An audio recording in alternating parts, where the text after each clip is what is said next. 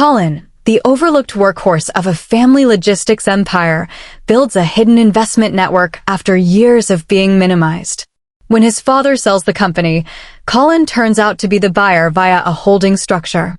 A smear campaign and lawsuit follow, but Colin counters with meticulous evidence exposing their fraud and offshore schemes, forcing a retreat. In the end, he reframes the ordeal from revenge to reclamation and sets the stage for deeper consequences. It starts with a laugh that doesn't belong to Joy. The kind of laugh that enters the room before a man does, a sound trained to mean victory no matter what it costs. Christmas night flickers across the old Mercer house. Firelight warms brick, glass ornaments tremble when the heat sighs up the chimney, and the roasted ham scent sticks to the air like a memory that won't leave.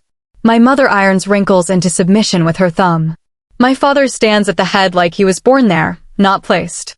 Tyler reclines, glass-tipped, posture ready for compliments. He plans to accept his fate. Raise your glasses, Dad says. Tonight we turn a page. My napkin is folded into a clean triangle on my knee. Outside, snow presses its face to the windows. Inside, the world performs family. Someone uses the word legacy too early and too loud. Dad's crystal lifts. Mercer Logistics has partnered with Ion Capital. Future secured. Tyler leads the next chapter. Applause travels the table. The cousins clap like they're at a school play. A fork strikes porcelain and pretends it meant to. My mother's smile holds a fragile line like a bridge too thin for the traffic it carries. I raise my glass last. To truth, I say. Dad chuckles because he's written a script for tonight and the word truth isn't in his version. To family, he corrects, like I misspoke. Ian didn't buy Mercer Logistics, I tell him. The house pauses. It's the kind of pause that tastes metallic and clean. I did. The glass falls from my mother's hand. Red spreads through linen like a secret finally relaxing. Tyler's grin stumbles. What are you talking about? I built the firm, I say. I bought you fair. Clean signatures. Clean terms. Clean math. Dad's eyes harden the way brick does in winter. You couldn't have. You taught me logistics, I answer. I learned structure. Firework pops from the hearth mark the beat between lives. The house has held birthdays, high fevers, and state trophies. Now it holds this. A silence so honest it whistles. Call in, Mom whispers, not a question, a plea to reverse gravity. This isn't a knife, I tell her softly. It's a mirror. If the room had breath, it loses it then. The tree lights remember to blink. Snow scratches the glass. Childhood photographs glimmer in their frames, and the old clock in the hall keeps measuring a life that just split in two. I keep my voice low, the way you talk to a skittish horse. You sold to me. You didn't know you were selling to me. That was the point. Tyler laughs too loud and nobody joins him. Dad's jaw sets. Welcome, I say, lifting my glass in a tiny salute. To the truth. The first lesson I learned in a warehouse is that sound carries. Forklifts beep to warn you. Pallets creak to complain. Mistakes shout when you try to hide them. As a kid, I treated aisles like cathedrals. I swept the corners where dust holds stories, learned the hum of refrigeration units like lullabies. If reverence had a smell, it was cold concrete and diesel. At 12, my payment was pizza and proximity. I took both like sacraments. I watched my father turn favors into contracts and contracts into myth. He was a man who believed motion alone made him right. Tyler had a different liturgy. Clean sneakers. Fresh can of soda. A circle of drivers laughing at his jokes, their hands black with grease. Dad pointed at him with pride that looked like destiny. Charisma, he said, as if naming a star. At 16, a client surprised us. I had dust in my hair and a grease crescent tattooed on my wrist from a misbehaving pallet jack. Dad led the man through like a curator. This is Colin, he said, nodding at me as if I were useful furniture. He keeps the lights on. But Tyler, he said, summoning a ghost who wasn't there, Tyler will take us global. That night, Mom asked if I'd eaten. I said yes. Pride, mostly. She laughed and touched my cheek as if I'd made a joke on purpose. In college, I studied the mechanics behind the pride. Cash flow, leverage, risk, air that looks like nothing until you can't breathe. When I came back, I slid into the company the way the right tool slides into a machine. Tight fit. Zero applause. Smooth transition, Dad said, pleased by obedience. Tyler called ideas visions. Mine were called systems and put in drawers. I stitched spreadsheets that saved thousands. He suggested painting trucks a brighter color. In meetings, he spoke in promises. I spoke in numbers. Guess which sound carries better in a loud room. The phrase that changed me arrived on a Christmas Eve 6 years ago, delivered with warmth and wine. You're just moving boxes, Tyler said, cutting me off mid-sentence. Dad laughed. Mom looked everywhere but at me. The clock ticked the way it does in hospitals. Slow, sympathetic, merciless. That night I watched the ceiling fan draw pale circles and understood a private law. In this family, effort is invisible. Performance is currency. You can either accept that or build your own bank. I named the folder Project A because initials feel like doors.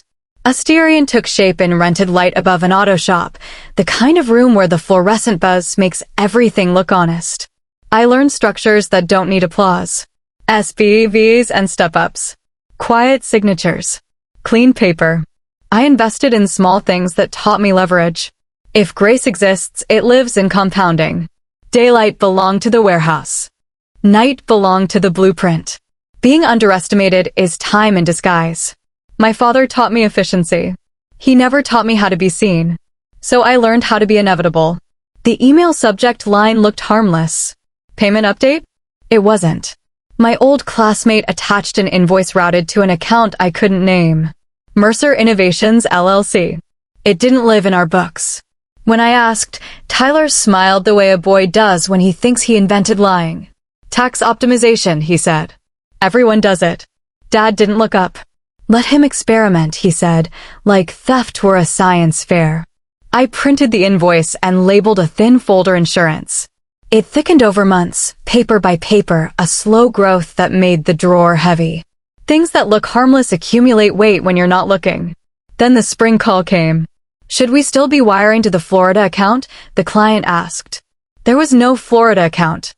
Tyler had opened a shell with a fake operations address that sounded like a condo. The money walked out in consulting fees thin as air and just as hard to grab. You're too uptight, he said, leaning in to teach me corruption as a lifestyle brand. This is how big players move money.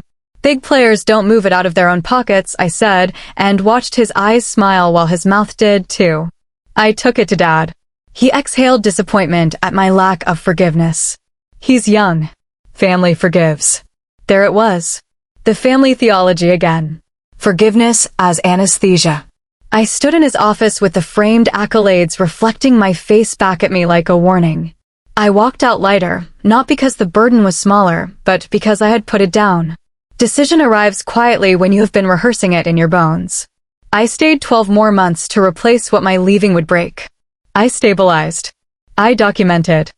I gave them the dignity of a clean absence, then sold my shares with a signature that felt like a breath I'd owed myself for years. The phone call came with a late anger. You're walking out? Dad demanded. I'm doing my own thing, I said. You have Tyler. He's the future. The line paused like it had gone through snow. Asterion grew into its name. From consulting to capital. From capital to architecture. I bought quiet pieces of software that predicted bottlenecks before they choked a route. I took positions in small AI that shaved minutes off deliveries and turned those minutes into margins.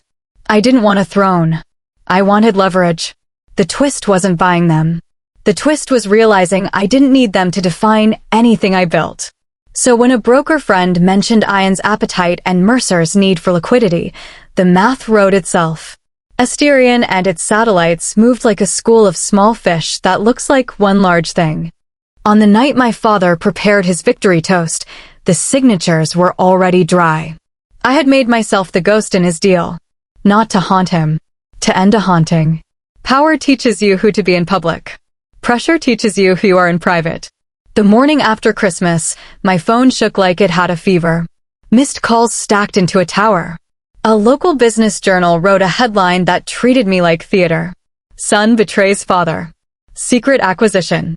Quotes appeared from sources close to the Mercer family. I could hear my father's cadence in their sentences. Brooke, my CFO, set a slim folder on my desk with precise movements born from years of not flinching. Damage control, she said. We'll strip your name from press where we can. Facts only. No adjectives. She waited for me to ask for fire. I didn't. No denial, I said. Let the documents breathe. By week's end, a lawsuit arrived with teeth. Fraudulent misrepresentation. Breach of fiduciary duty. They were suing me for stepping through a door Dad had propped open. Tyler posted a photo with his sleeves rolled and his jaw angled. You can't choose your family, but you can choose what's right. The internet applauded the stage lighting. Our main software vendor froze our account. Ownership irregularities, they said, the corporate version of a raised eyebrow. Brooke stormed in with a letter that smelled like toner and threat. They are trying to starve us. I nodded. Pressure is his instrument. Patience is ours. Night logs blinked awake. Unauthorized access. 2:13 a.m. A PR firm on Mercer's retainer had siphoned documents from our servers. That's not a leak, Brooke said. That's a break-in. We traced the IP, followed the route back to a familiar address. The PR firm's invoice trail led to a shell called Mercer Consulting Me. The money walked to the Caymans the way waves reach shore. Predictable. I didn't feel angry. I felt confirmed. I met Jerry at the all-night diner off Route 17. The neon sign buzzed like it was remembering being bright. Jerry used to be my father's right hand. Age had made him less imposing and more honest. He slid a folded printout across the table the way you slide a confession. Transfer authorization. Rick's signature flowed like it was sure of itself. Consulting fees. Offshore adjustment. The date made my throat go dry. It was before any sale conversation. In his own handwriting, my father had opened the pipeline and then accused me of water. You didn't steal from him, Jerry said, coffee cooling. You took back what he mortgaged to pride. In my office, rain smudged the skyline into watercolor. Brooke's laptop lit receipts. The PR firm trail ended at an address I knew too well. Rick's home IP. Same timestamp. Same keyboard typo he'd been making since 2004. Patterns are fingerprints for people who don't believe in fingerprints. Then my banker called with the kind of politeness that makes you sit down. Request from Mercer Logistics to purchase a portion of Isterian's debt portfolio, he said. Legal. Aggressive. Elegant. My father trying to choke me with my own leverage. For the first time in months, I smiled without bitterness. He had finally shown me respect by treating me like an equal opponent. Courthouses smell like polish and nerves. Photographers formed a nervous constellation at the entrance. Inside, the lights were too white.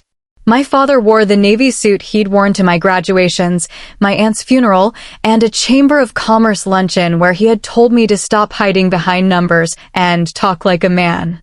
Tyler sat beside him, his knee tapping, mimicking urgency. Their lawyer was all angles and steel. She painted a son who had learned deceit in boardrooms and practiced it at home. Words like betrayal and fraud arrived with perfect enunciation. Dad watched the judge with a posture that begged for dignity. Tyler looked at the press. Brooke stood when it was our turn. She never raises her voice. She doesn't need to. We will rely on documents, she said, and the room leaned closer to read what tone looks like when it isn't shouting. The screen showed a clean ladder. Entity to entity. Date to date. The acquisition path gleamed in primary colors. Every step filed. Every waiver signed. Each signatory verified, Brooke said, treating facts like bridges instead of weapons. Objection. Overruled. She tapped to the next exhibit. A key person insurance policy Dad had signed 5 years earlier. The camera zoomed as if the room were a throat. My name on a line that valued my contributions in a way my father had never done publicly. Brooke didn't gloat. To secure this policy, Mr. Mercer submitted internal attestations of his son's role, responsibilities, and financial impact. His signature appears here, here, and here. Faces changed shape. A murmur fluttered and then remembered where it was. Tyler whispered to his lawyer without looking at the screen. Brooke advanced. Emails between Rick and the PR firm. Timestamps that cuddled up to our server logs like matching footprints. These were sent from Mr. Mercer's home IP at 2:12 a.m. The server authentication trail is intact. The sender's device repeats a distinctive typo present in his memos since 2004. The judge leaned in. The gallery leaned back. I could hear the air recalculating. Last, the ledger. Consulting fees. Offshore adjustment. Routing numbers that lined up like obedient soldiers. Recipient entity controlled by Tyler. The date stamped a year before any sale negotiation. My father's palm hit the table, a sound like a door slammed on an empty room. The judge's gavel cracked and everyone remembered to be composed. Given these materials, the judge said to their counsel, "Do you wish to proceed?" "Adjournment to review," she said, and there it was. The word that means tied. We filed out past microphones. Tyler hissed, "You set us up." I didn't stop walking. "You documented yourself," I said. I kept the receipts. On the steps, cameras stuttered light into my eyes. Reporters shouted questions like we had rehearsed a call and response. I said nothing. Silence can be a verdict. Beside the car, Brooke asked if I was good. I told her I was ready. She asked for what? To stop playing defense, I said. The city wind cut clean across my face. For the first time in years, I wasn't cold. They withdrew the lawsuit with a filing that tried to be quiet. No podium. No speech. A 2-paragraph statement about misunderstandings and love of family. Panic wrapped in politeness. Brooke texted me a single sentence. They blinked. I stood at the window and watched the river move. Water never announces its decisions. It just changes what it touches.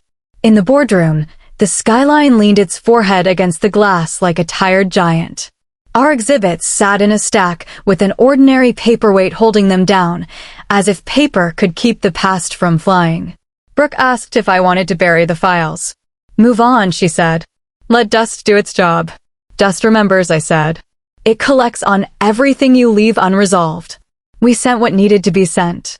Quiet attachments. Clean trails. No signatures. I slept for 4 hours that night and woke up without the old ceiling fan turning behind my sternum. For a while, the city calmed. The roof vents hummed like they were carrying simple air. The elevator dinged with ordinary timing. I answered emails that didn't bleed. The package arrived like a shrug. No return address. A padded envelope you wouldn't notice unless you were looking for what's left. The flash drive contained one file that knew it had power. Port of Fairhaven Infrastructure Expansion. A clause written in legalese that translated to kickback with a number attached that could build a house. Initials that looked like they wanted to be deniable until they weren't. I leaned back and let the city paint moving light across my ceiling. Revenge is dramatic. Reclamation is methodical. Somebody had sent me a key to a door I already suspected existed. The question wasn't whether to open it. The question was whether I wanted to be the person who keeps all the doors open forever. I drove to the Mercer house one last time. The snowbanks had thinned and slumped. The house smelled the same. Pine cleaner. Old coffee.